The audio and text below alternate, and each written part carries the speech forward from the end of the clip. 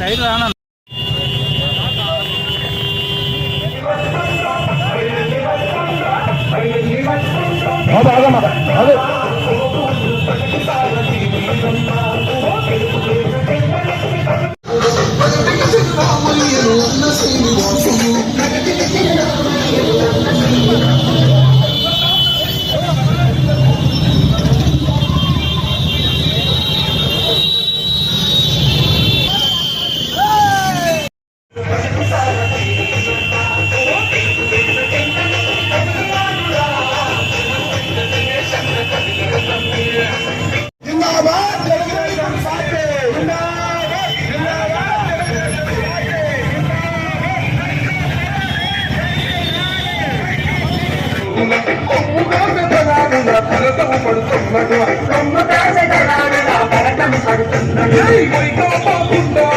जिंदाबाद తెలుగుదేశం పార్టీ जिंदाबाद తెలుగుదేశం పార్టీ जिंदाबाद రెడ్డి గారి నాయకత్వం जिंदाबाद సైకో పోరాలి సైకో పోరాలి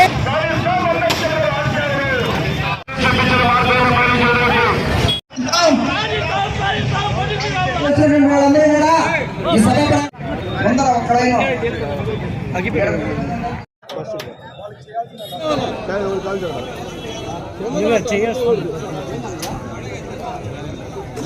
అందరం అన్ని మండల పార్టీ అధ్యక్షుల పైకి ఏం జరుగుతున్నాయి. ఈ ప్రజల దినేశ్వర గారి నాయకత్వం వర్తిల్లాలి, పొలారెడ్డి దినేశ్వర గారి నాయకత్వం వర్తిల్లాలి, నారా చంద్రబాబు గారి నాయకత్వం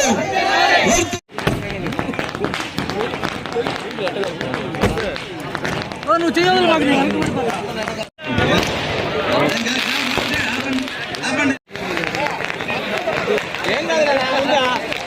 ఏం కాదులే, ఉండండి. ఏం కాదు ఇంటింటిని తట్టు లేపి ఆ సమస్యల పరిష్కారంగా ఆ సమస్యలు తెలుసుకుని తెలియజేశారు. ఆ సమస్యల పరిష్కారం వేసగా పోరాటం చేశారు. ఈ రోజు ఎత్తుకుని చూపించడంతో ఆ ఇంట్లో వాళ్ళు కంగారు పడిపోయారు. ఓఎమ్మ 2 లక్షలు వచ్చి 3 లక్షలు. ఈ రోజున బుచ్చిరెడ్డి పాలెంలో అరేంజ్ చేసిన అభినందన సభకి విచ్చేసిన ఇవాళ ఇక్కడ చూస్తున్నాం. అక్కడ 100 రోజులు 65,825 కుటుంబాన్ని కలిసామని చెప్పడం జరుగుతుంది. అయితే నేను రోజులు లెక్క పెట్టుకోవట్లేదు, కుటుంబాలు లెక్క పెట్టుకోవట్లేదు. నేను ఈ పాదయాత్ర చేపట్టిన ముఖ్య కారణం ప్రతి కుటుంబానికి నేను వెళ్ళాలి, వాళ్ళు పడుతున్న సమస్యలు నేను తెలుసుకోవాలి, వాళ్ళ కుటుంబంలో ఏదైనా సమస్యలు నేను కూడా భాగస్వామ్యం అవ్వాలి.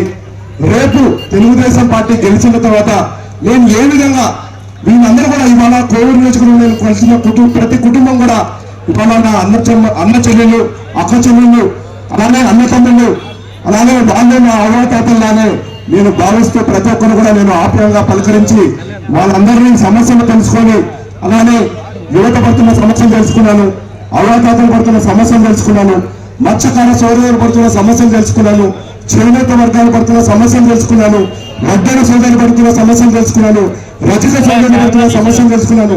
అలానే ఇతర వర్గాలు అన్న దళితన్నలు, అలానే గిరిజన సోదరులు, అలానే మైనార్టీ సోదరులు పడుతున్న సమస్యలు అన్ని కూడా తెలుసుకొని ఈ సమస్యల పరిష్కారం కోసమే ఈ రోజు ఈ పాదయాత్ర చేపట్టాను. నేను కుటుంబాలను లెక్క పెట్టుకోవట్లేదు. ఈ కుటుంబాన్ని ఇన్ని కలిశాను, ఇన్ని కుటుంబాలను నేను కలిశానని కాదు. నేను పాదయాత్ర చేపట్టిన లక్ష్యం జన్మభూమికి అభివృద్ధి చేయాలి.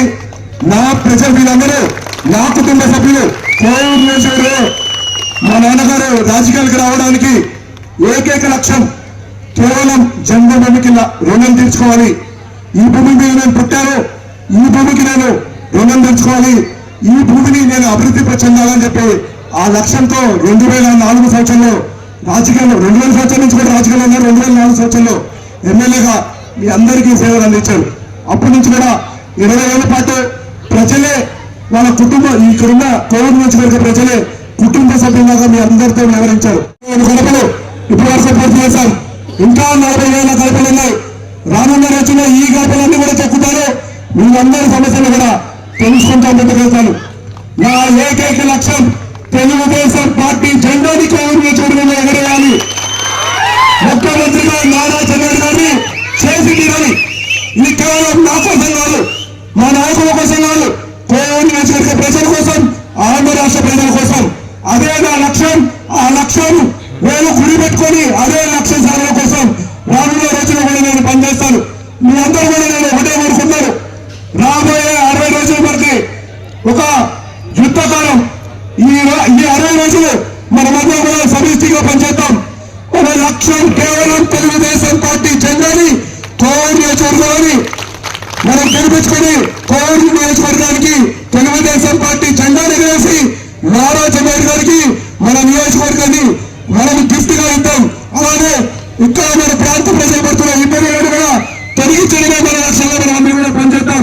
మీ అందరూ సైనికుల్లాగా ఒక సైనికుల్లాగా కలిసికట్టుగా పనిచేద్దాం. మీతో పాటు నేను కూడా పనిచేస్తా, మీ ముందు నిలుస్తా, నా వెనకాల మీరు తోడుగా నిలవండి.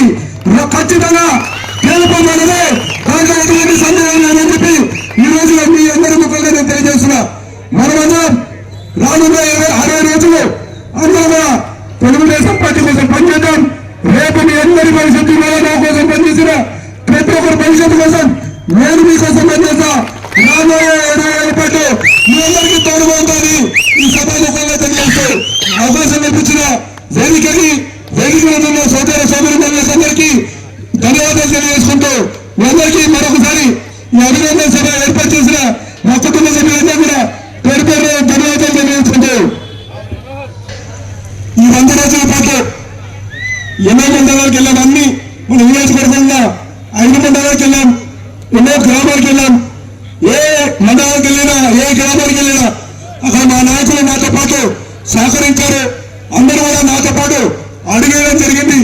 ఈ 100 రోజుల జర్నీలో ఈ 65,820 గడపలు నేను తొక్కడానికి నాకు సహకరించిన ప్రతి ఒక్క తెలుగుదేశం పార్టీ కుటుంబ సభ్యులకి, ముఖ్యంగా మండల పార్టీ ప్రెసిడెంట్స్ కి, క్లస్టర్ ఇన్ఛార్జీలకి, బూత్ కన్వీనర్లకి, యూనిట్ ఇన్ఛార్జీకి, అలానే తెలుగుదేశం పార్టీ కుటుంబ సభ్యులందరూ కూడా పేరు పేరు మీ అందరూ కూడా ధన్యవాదాలు తెలియజేసుకుంటూ సెలవు తీసుకున్నాను. యువతని రాజకీయంలోకి తీసుకురావాలి. యువత వస్తే బాగుంటుంది. కొత్త ఓటు కూడా వస్తుంది. ఇప్పటికే మన తెలుగుదేశం పార్టీ ఆవిరి పెంచి 42 సంవత్సరాలు పైబడి ఇంకా కూడా రాబోయే 40 సంవత్సరాలు కూడా ఇలానే ప్రతిష్టంగా ఉండాలి తెలుగుదేశం పార్టీ అనే ఒక సదుద్దేశంతో నారా చంద్రబాబు గారు, అలానే నారా లోకేష్ గారు నన్ను తెలుగుదేశం పార్టీ ఇన్ఛార్జ్ గా, అలానే రాబోయే ఎలక్షన్ లో అభ్యర్థిగా ఆ రోజున మా నాన్నగారిని కోరి నన్ను ఇక్కడ పంపించడం జరిగింది.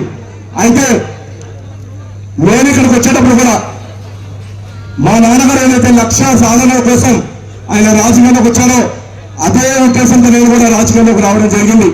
నేను ఇన్ఛార్జిగా బాధ్యతలు తీసుకోకముందు కూడా తెలుగుదేశం పార్టీ అభ్యున్నతి కోసం దాదాపు 2 ఏళ్ల పాటు తెలుగు యువతలో విద్యార్థి యువత పడుతున్న సమస్యల మీద నేను నా పోరాటం చేయడం జరిగింది. ఈ స్ఫూర్తిని నారా చంద్రబాబు గారు చూశారు, నారా లోకేష్ గారు చూశారు.